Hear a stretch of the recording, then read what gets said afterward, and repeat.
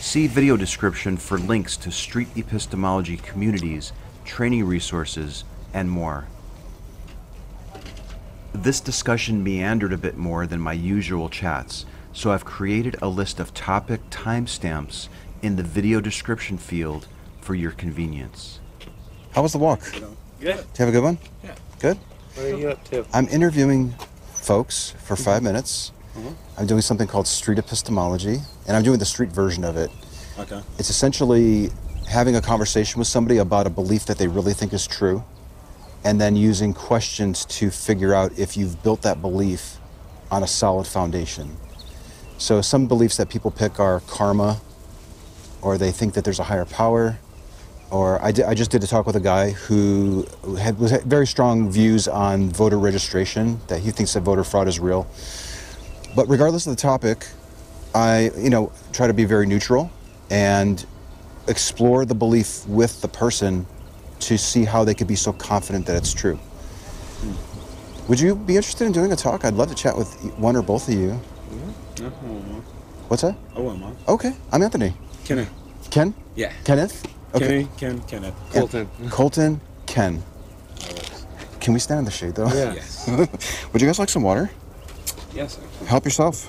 Are you okay if I record it? Yeah. Okay. Who are you working? Like, what is this? Is it for a publication? Or? I have a YouTube channel. Oh, cool. And I don't upload everything to my YouTube channel. A little careful. I like to get consent first. Yeah. And also, if it's sometimes the talks are sort of boring.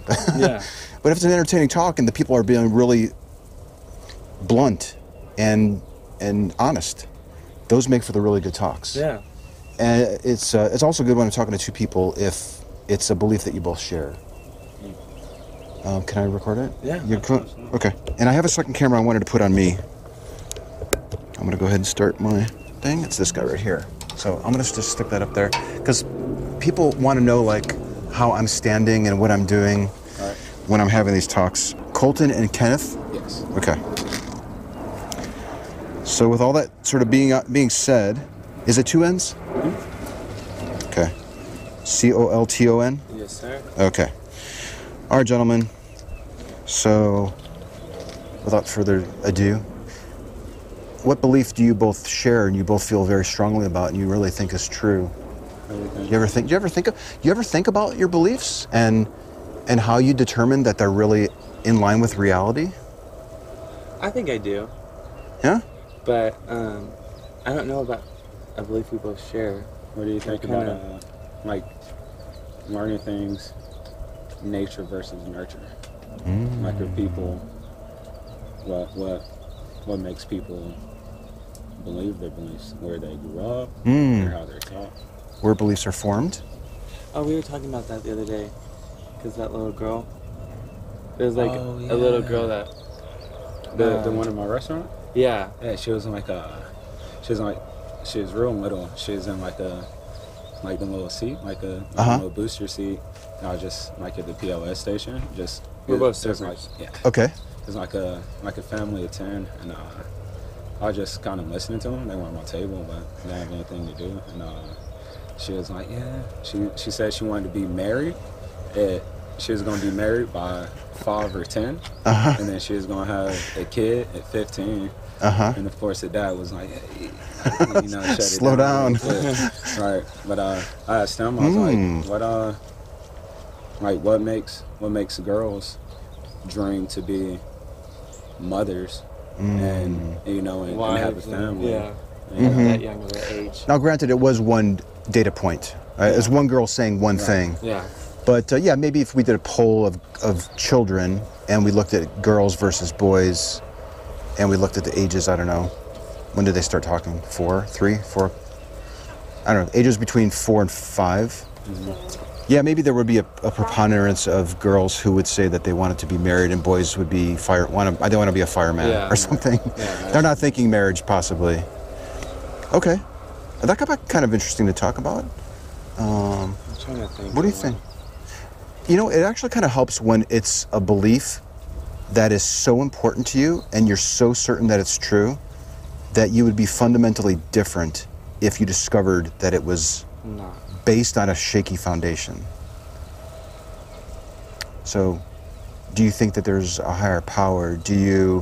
Are you superstitious? Do you carry a lucky rabbit's foot around? Do you think karma is real and that you're going to get punished for the bad action that you might do? No? My mom's pretty superstitious. I'm not superstitious. I believe in a higher power, but I'm not like really religious. But you definitely get out what you put in. You know what I mean? In life, in general? Just in general. You said that you guys are both servers? Let's try to get a sense of how sure you are that, okay, so if you put out what you get in, let's say that you... Like tip karma? We could talk. I've actually talked to a woman who comes here because she thinks the trees are beneficial for her, and she ends up getting more tips whenever she comes here earlier in the day. And she was 100% sure that, I think she moved down to like a 99 after we talked, but she had a high degree of confidence that there was something magical about the trees. I don't know if you guys are going that far. Well, I mean, I don't think it's the trees. I think it's just getting a good start to your day. And that's probably what it is. Yeah. Right there. That's what we were sort of hypothesizing, that, well, maybe she's coming out here and she's feeling good about herself, and then she takes a shower and feels even better, then she goes into work and she's smiling more, maybe a little bit more, maybe she's faster at her job now because she's limbered up and she's smiling more, and that translates into more. So we were sort of exploring what might be the real reasons for her getting more tips, and if it was actually testable. I don't think it necessarily means tips, but I do think, like, I come out here whenever I'm, like, stressed or just to get your mind off of things, and you leave feeling better. I mean, you sweat, get it all out. But It's probably just showing up to work with a different energy. Yeah. Well, that's okay. We don't have to really pick a topic. Can we do a real quick thought experiment? Yeah. And then we can end it. Yeah. Okay, so I carry these candies with me. They kind of serve two purposes. Sometimes we have trouble picking a topic, but other times we pick a topic, and then we encounter a roadblock, and then I pull these out. And they're just mints. There's nothing tricky about it, and you can even have one if you want. Okay. We'll take that. So my question is, after he consumes one of those and closes the box, if we were to count the total number of pieces remaining in the box, would you agree that the total number of pieces must either be an even or odd number, and that it cannot be both? Yes, absolutely. Okay. It has to be even or odd. How can it be both? What do you think, Colton? Do you agree? Okay. So if we counted them up and we came up with a number like 21, thank you. And you're welcome. We came up with a number like 21, which we call odd. Oh, I'm feeling a little.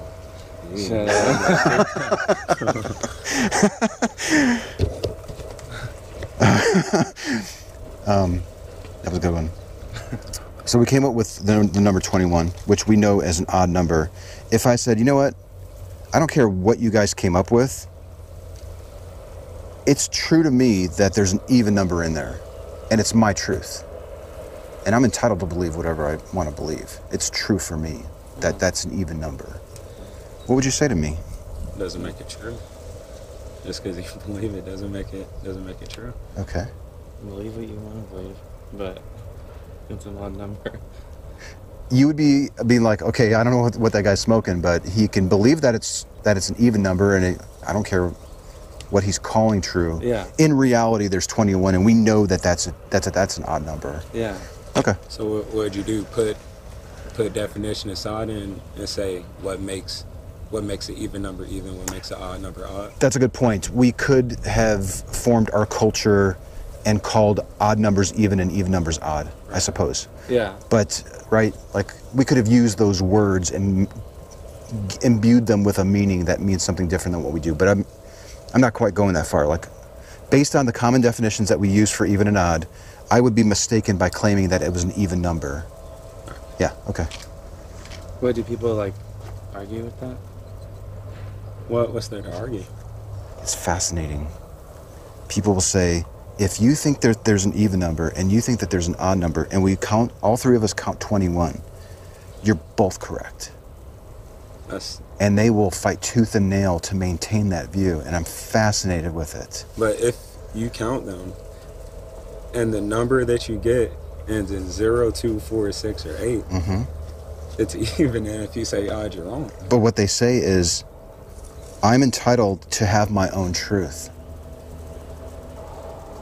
When I use the word true, I mean what I prefer to be the case. Yeah. And it's extremely difficult to then go and explain. Or I mean, that's like religion. Hundreds of different religions. Mm-hmm. No one's right. The Hindu thinks he's got it right, and Yeah. the Christian thinks they have it right, and the Muslim thinks that they have it right. And some people say they're all right, they're all correct. And this is sort of a test to see, are we going to reach that hurdle 20 minutes into a talk and see if a person views truth in a relativistic way? I think people need to be understanding and just say, if that's what you believe, great. But I believe my thing. The truth might be somewhere in the middle, but your reality is your reality, my reality is. As long as it's not affecting someone's health, or But isn't it there doesn't matter. a difference between facts and beliefs, though? Because fact, that's even, or that's odd. Yeah. Belief, there's a higher power, or there isn't. I think, let's look at claims. I claim that there's an even number in here. That's either true or untrue. If it was true, then it would be a fact. If it was untrue, then it would be a mistake or a mistaken claim, I guess. It can't both be true. So with the God thing, I think that's also a claim. If I say, I think a God exists, I'm either correct or incorrect. It can't be both. Are you on board with that? I don't. It's yes, no. It's either true or untrue. Would you agree? Or can it be true and or can it be true and untrue? I think it can be true and untrue. Oh. Yeah, because How does that work?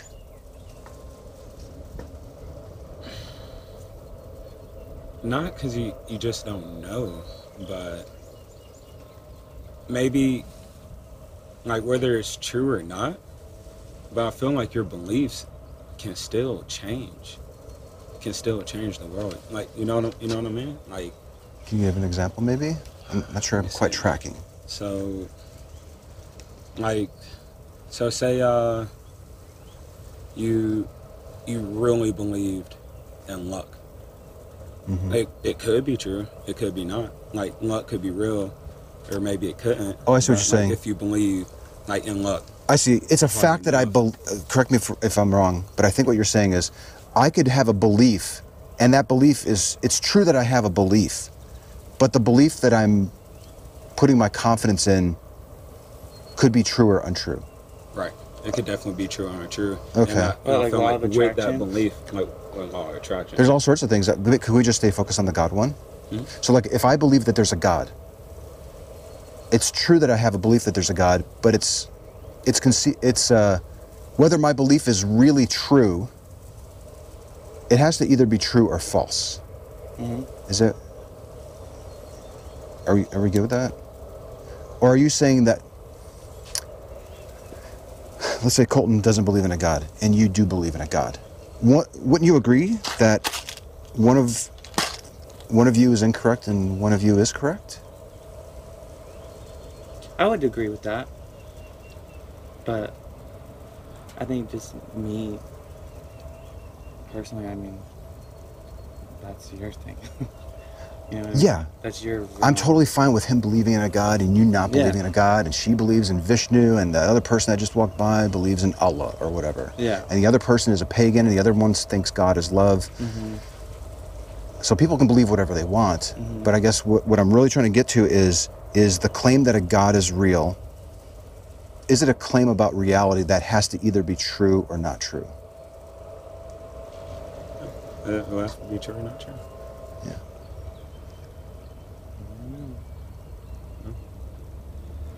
Like right or left? Up or down? Yes or no? On or off? Oh. Yeah. Good. So we spent a lot of time on that thought experiment, but it's cool. It was great because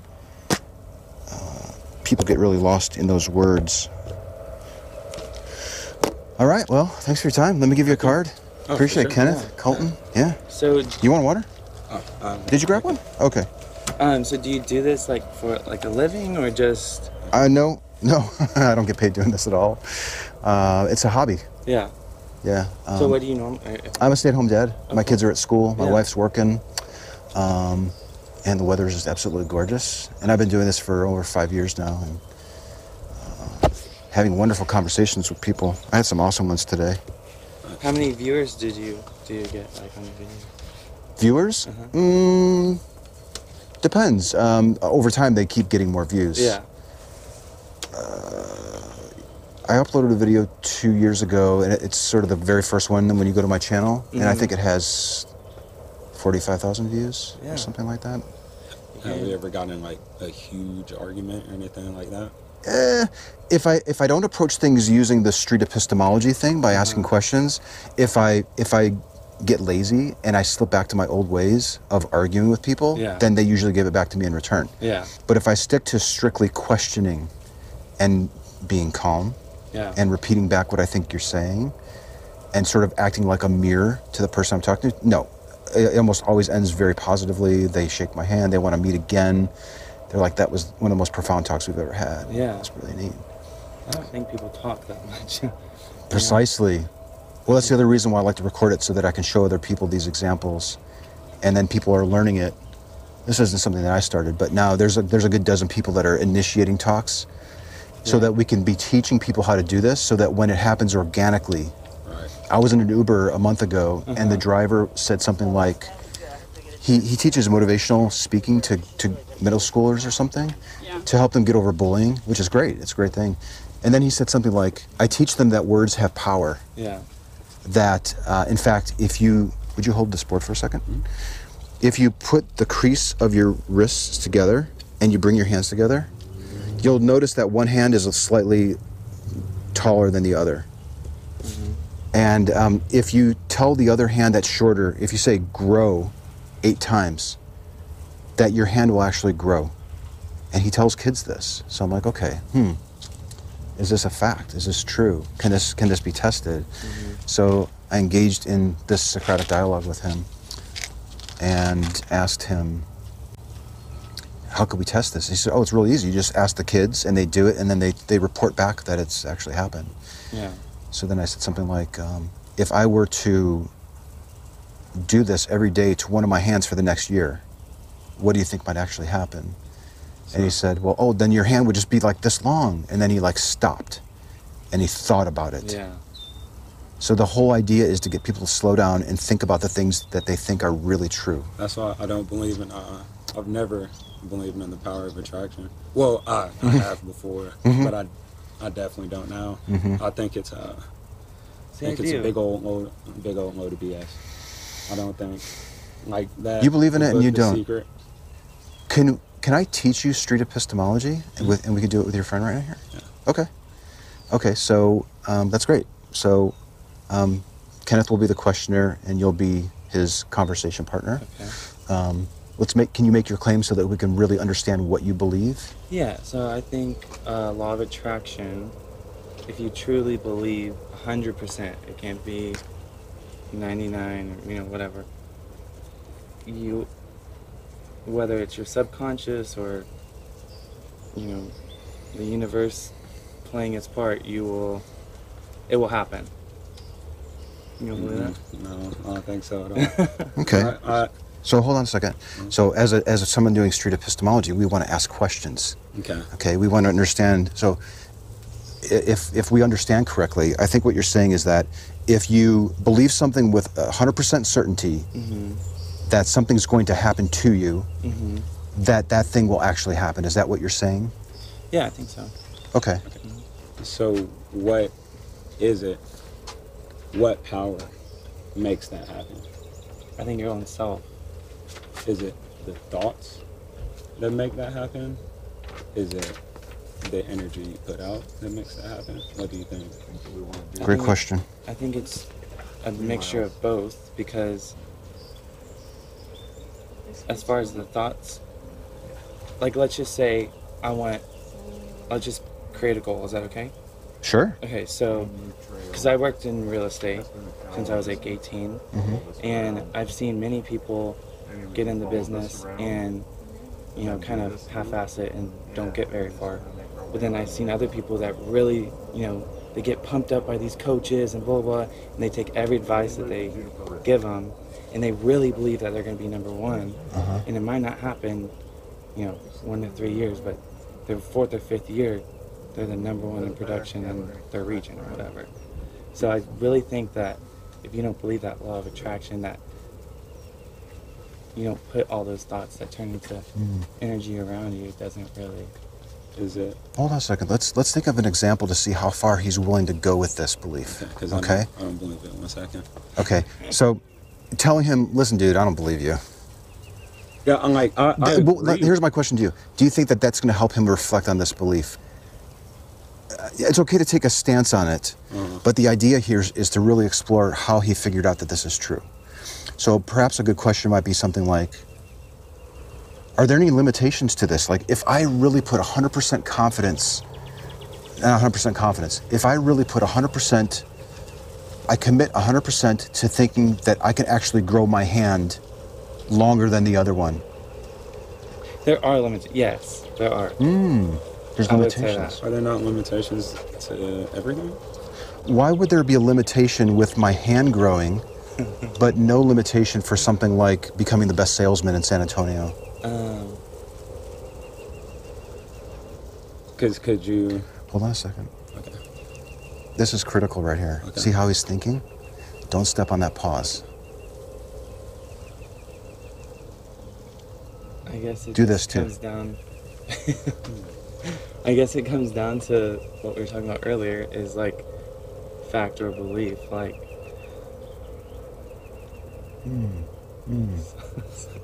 Interesting. yeah, I don't have an answer for that. But I don't know. I guess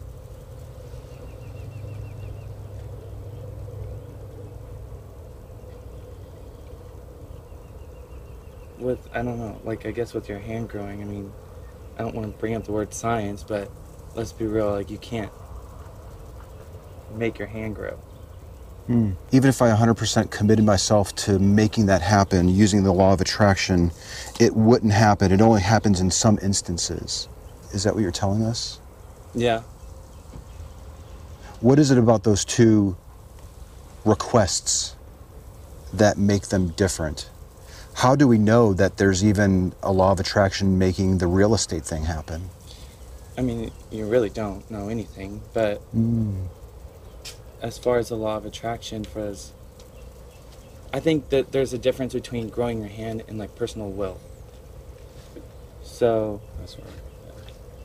How is the law of attraction limited? Why can't it be used for anything? If it could be used for this, why can't it be used for me wanting to grow my hand? I don't know. I guess, like, I don't know. If you want to physically express... Marinate in the pause. Marinate in the pause. Marinate in the pause. You almost want to help a person feel comfortably uncomfortable. Okay? That's where the reflection happens. Look at him looking. He's got the 1,000-mile stare here. That's gold. Okay? Have you ever thought about the law of attraction in this way before this talk? No. No.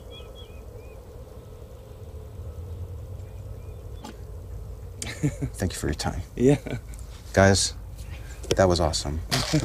So that's the whole point, is to encourage reflection on things that we really think are true, but we don't actually know for sure. And just a little bit of extra questioning and a couple different scenarios and sort of taking the belief and putting it under a microscope and being friendly and working with you to figure it out. Yeah. That tends to really help people reflect on these beliefs, whether it's the law of attraction or that my God is real or I'm absolutely sure that I've seen a ghost or whatever else, really. So you're kind of like, I guess not mission, but is to get people to think, not just assume and... It's to encourage thinking. Yeah. And it's to help people check their map of reality that they've built in their brains to see if it's really in line with reality. And if they discover that I have a belief and I'm not really sure how it's even in there and why I think it's true, to encourage them to consider abandoning the belief outright or lowering their confidence in the belief significantly.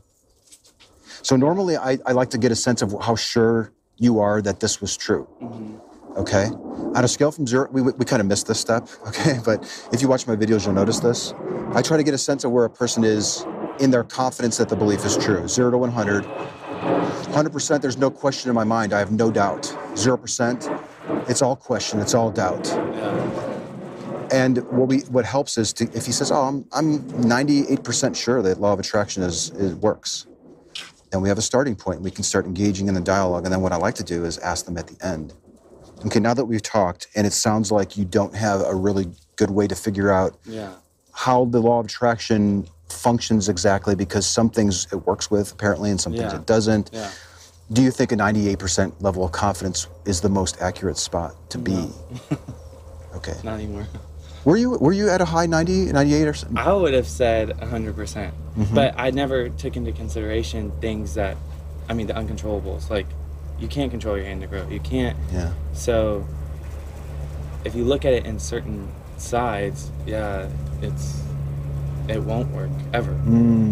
With this discovery that we've made about this belief that you have, where are you right now in terms of your confidence that this belief is true? Overall, or like, because True. True. I don't know, probably 50%. Okay. Thank you, gentlemen. Yeah. I used to work with, so I worked at like a real estate agency, one of the largest in the I'm going to beep world. that out, just so you know. Yeah, that's good. They kind of teach you to, it's real estate, but they teach you to build your own business. And by doing that, you have to build up other people. Yeah, so here's my thing. Like, I think it's conceivable. I know nothing about real estate. I could probably go to this class and study it for 3 years and think that I'm using the law of attraction because I'm 100% convinced that it's true, and I'm 100% dedicated that it's true. And I go to the class, and then I become like the best salesperson in San Antonio. I'm just killing it in real estate. Would I be justified in saying that it was the law of attraction in doing so? No. Not after that. What's that? Not after our conversation now. And that is street epistemology. I don't know. I think it's cool what you're doing because most people aren't taught to think. They're watching videos or... I think people are generally taught what to think and not how to think. Yeah, that's right. And this is about exploring the how.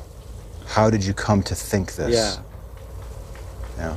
I love what you're doing because it's kind of opening up how hard it is to talk about beliefs.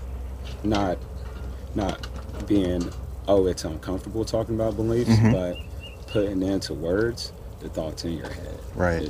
Can definitely be tough. The other aspect of this that I forgot to mention, but humans tend to get defensive when they're presented with facts that show that they're mistaken.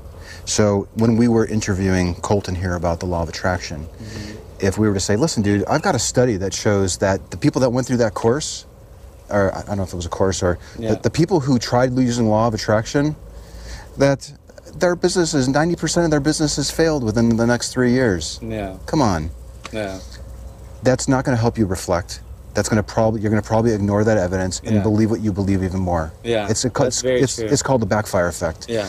And this approach of SE, street epistemology, tries to circumvent that. It recognizes that giving him facts at this point is probably not going to be helpful. We need him to figure out on his own whether he used a reliable method to come to that conclusion. I mean, doesn't everybody just stick strong to what they believe in? Well, sometimes they do, but if you give them an opportunity to explore their beliefs with them, they tend to fluctuate on it. Because I feel like there is no way anybody can change my mind on everything happening for a reason. Maybe. You need to watch my video with Nick. Okay. I'm like, maybe it's because I'm a hopeless romantic. I don't know, but... I really hope that you check out my channel. Let me write it. Can I get the card back? It's not on the card. I'm going to write my I'll write my channel down on it. And this was a marathon talk, but it was great. I don't know how I'm going to edit it up, but... So you don't believe anything happens for a reason at all? Are you on a zero with anything? No. Even on the God thing.